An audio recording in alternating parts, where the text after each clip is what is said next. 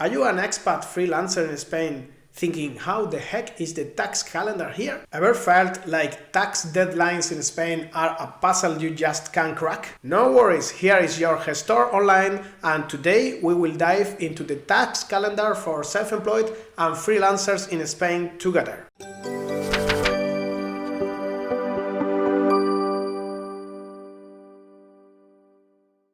Hi paperworkers, welcome back to Paperwork in Spain, the channel that teaches you all the stuff about paperwork in Spain. Tax forms, accounting, bookkeeping, tax office, social security office, healthcare cover, etc. If you are self-employed in Spain or planning to develop a business in Spain, keep watching and press the subscribe button so as not to lose any video. Heads up, my English may have a sense of humor sometimes, but who cares? We are here to navigate the paperwork jungle, not to win spelling contests. So now, let's go for it.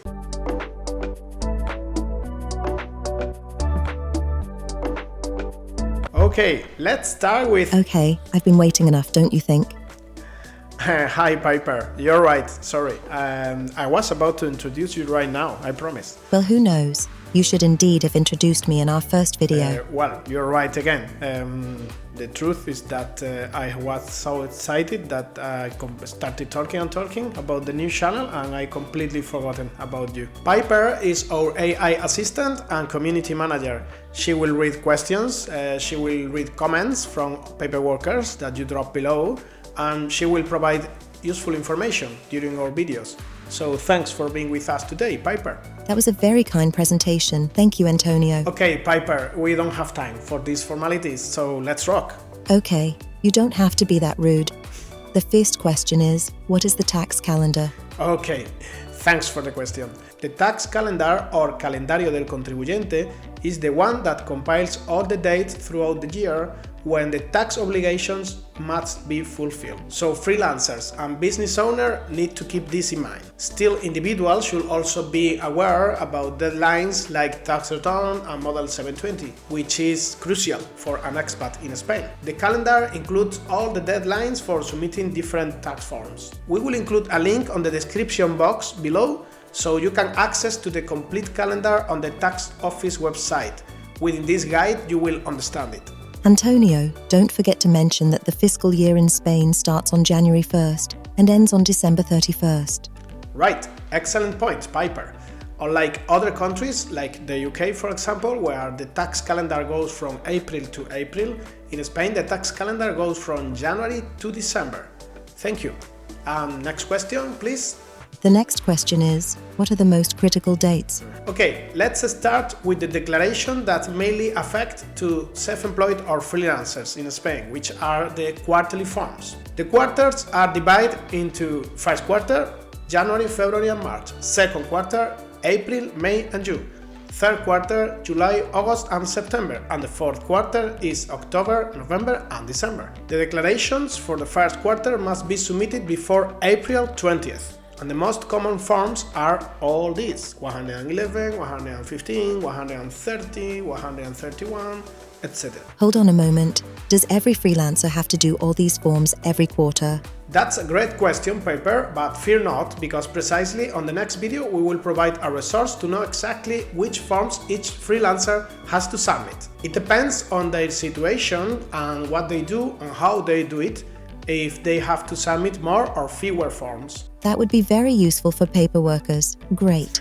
Okay, now a quick stop to chat about our mission. We want to build a tribe of paperworkers that want to become papermasters. We will take you from struggling with papers to mastering all the skills that you need as a freelancer in Spain. We know there are challenges, but we will face them together and level up. We are committing to upload new content weekly, so thank you if you have already subscribed to stay in the loop and become a papermaster. Alright, let's keep things interesting. Back to our journey.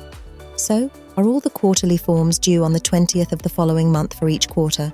Well, that's the case for the first quarter, second quarter and third quarter, which is due on April 20th, July 20th and October 20th. But this is not the case for the fourth quarter. The dates are different on the fourth quarter because we have to do the briefings of the year. Therefore, the withholding models, which are those with retenciones, which are the model 111 and 115, are due on January 20th, while most of the rest of the models are due on January 30th, so we have 10 extra days on January. The briefings that has to be done are, for example, the model 190 for the model 111, the model 180 for the model 115, and the model 390, which is the VAT briefings of the year, for the model 303, which is the VAT quarterly form.